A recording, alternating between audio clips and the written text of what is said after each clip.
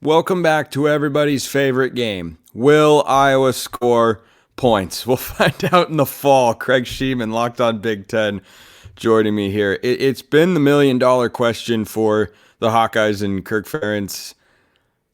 Can they just not be great, not even be okay? Can they be better than deplorable on offense? That's really the age-old question. Can they do that this year, Craig?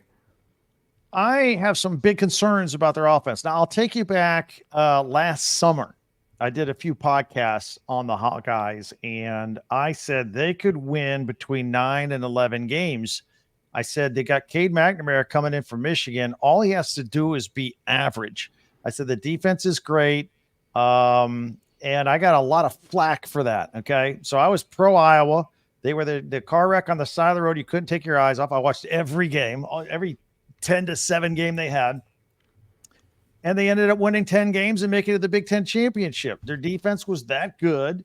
The offense struggled, but they won. I don't have that same vibe this year that despite a lacking offense, that they're going to win a lot of games. I don't know that Tim Lester is a step up from Brian Ferentz. Tim Lester has a fairly unremarkable career as an offensive guy, of course, former head coach as well, but that job took forever to fill because I think it's a job killer. Whoever takes that job, and he took it as the offensive coordinator at Iowa, they're not going to score a lot of points again this year. He's not going to be like, oh, we got a new guy in here. Brian Ferentz is gone. All of a sudden, they're going to score 30 a game. That's not happening. And by the way, Cade McNamara, I'm not that high on him either. I mean, there was a reason Michigan moved on. He had a really good team around him, and yeah, he got him to a playoff game. But as soon as J.J. McCarthy came in town, Cade is out, and he's had 3 injuries in 18 months. He arrived from Michigan with an injury, so he didn't do spring ball last year. He got a new injury in summer camp, and was not the same at the beginning of the season, although he played the first few games. And then he got injured with a season-ending injury there in week 4 or 5 against Michigan State, and he missed spring ball again this year. I mean, he threw, but he can't move. He can't set in the pocket.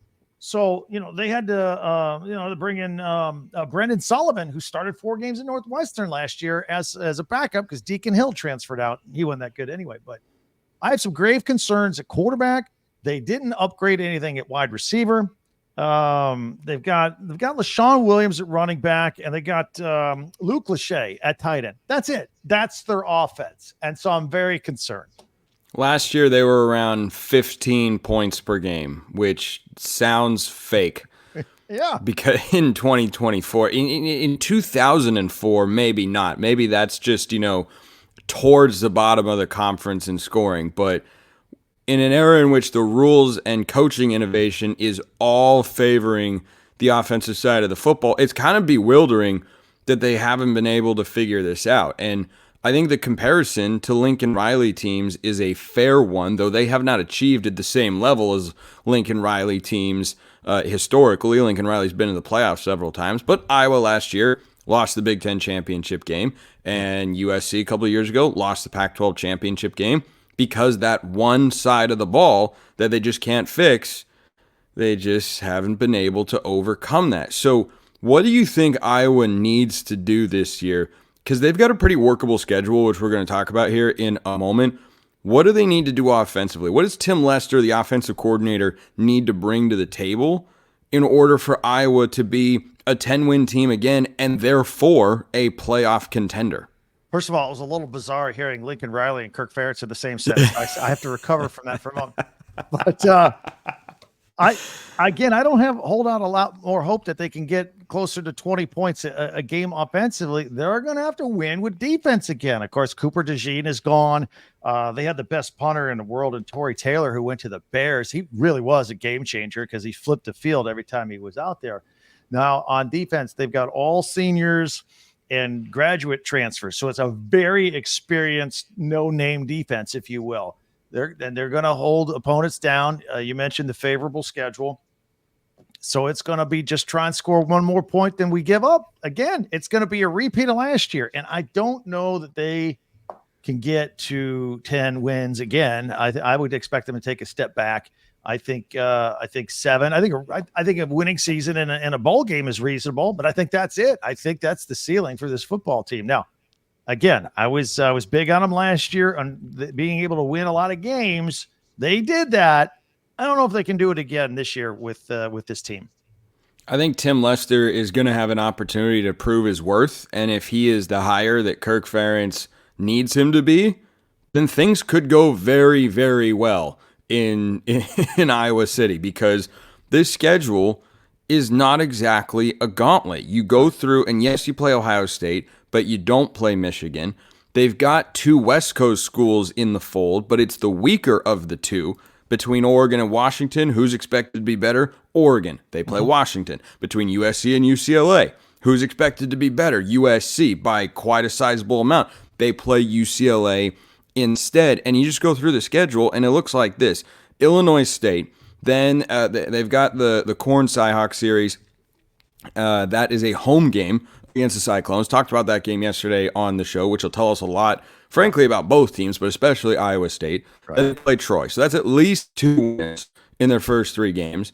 Then they go at Minnesota, at Ohio State. Tough to start on the road, but that means the second half of the year they're playing a lot of home games. And there's a lot of Michigan States and Northwestern, Wisconsin, UCLA, Maryland, Nebraska on the schedule. And you just look at it and go, I don't know if they're winning all these games, Craig, but they're not winning none of them. And so the question is, how many are they going to be able to rack up? Because if you go 10-2 in the Big Ten or the SEC, you're a playoff contender. And that's what Iowa was last year. I think they got exposed a little bit in the bowl game against Tennessee. Yeah. But that's just a reality of their schedule. And I also think that Minnesota game early on is very winnable as well. So they might get on a roll before they hit the easy part of their schedule with all the home games. Yeah, that's so bizarre. Look, I think with the typical 10-2 team in the Big Ten is Penn State, right? They do that every year. They win all their games except against Michigan, Ohio State. They don't have Michigan this year. And so I think teams with a couple of losses get in the playoffs. I think an expanded playoff really helps a Penn State team. It's unfathomable to me to think that, if Iowa wins that, runs the table, like you say, and is 10-2, and that they're a playoff team, it blows my mind. And I say that with all due respect. Like I said, I loved watching Iowa last year. I was rooting for them. They were, the little guy that could with no offense, and they did it. And I'm a fan of Kirk Ferentz. He's been around there now 26 years. He's an old school guy. Guy. 1999, he took the head coaching job. Yeah. He used to. I had a national radio show back in the day. He used to come on my show every week for several years. So I like him, and I'm rooting for him. And I wonder personally how long he's going to go. They got the new athletic director, Beth Getz, that came in, who replaced Gary Barta, who was really close to Ferentz. And all that, while that was going on, we're firing his son, Brian Ferentz. And I still think he loves the kids. I still think he loves the game day. I still think he loves the camaraderie. But I wonder how much longer he wants to put up with all this other stuff. He really hasn't. I can't say he's embraced the transfer portal. They had the close call with Caden Proctor. Caden Proctor from Iowa decides to go to Alabama, plays his freshman year there, decides he's transferring back home, coming to Iowa, actually got on campus for a couple of weeks, went on spring break with his Alabama buddies and decided he was transferring back to Iowa. That was a big loss. That would have really helped them up front with some help on the offensive line that they needed. But he really hasn't totally embraced the transfer portal, some of the other stuff that's going on.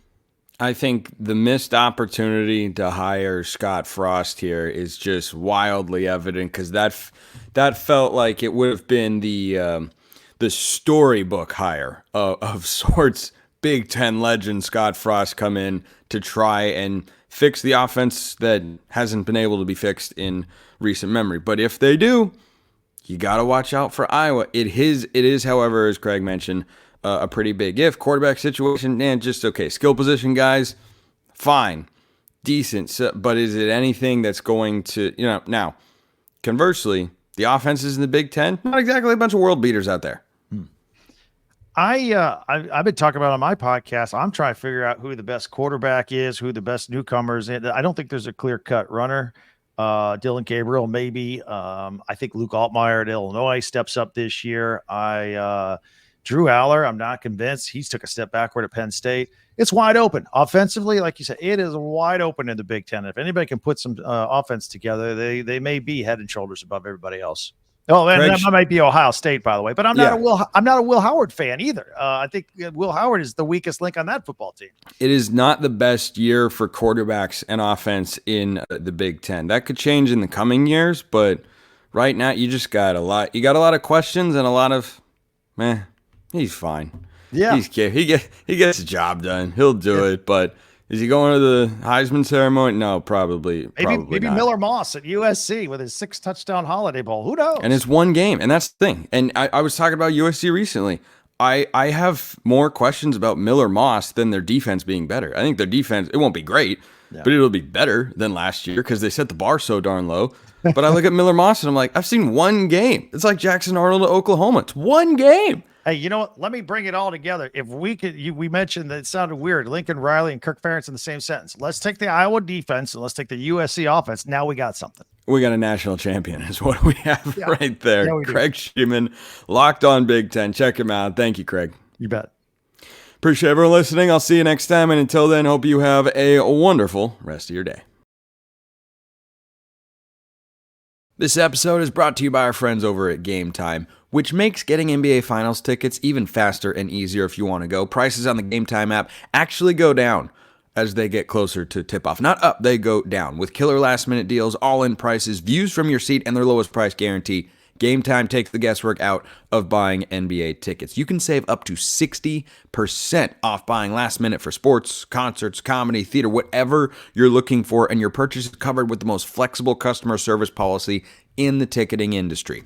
Take the guesswork out of buying NBA Finals tickets with Game Time. Download the Game Time app, create an account, use code LOCKEDONCollege for $20 off your first purchase. Terms apply. Again, create an account and redeem code LOCKEDONCollege with college in all caps for $20 off your first purchase. Download Game Time today. Last minute tickets, lowest price guaranteed.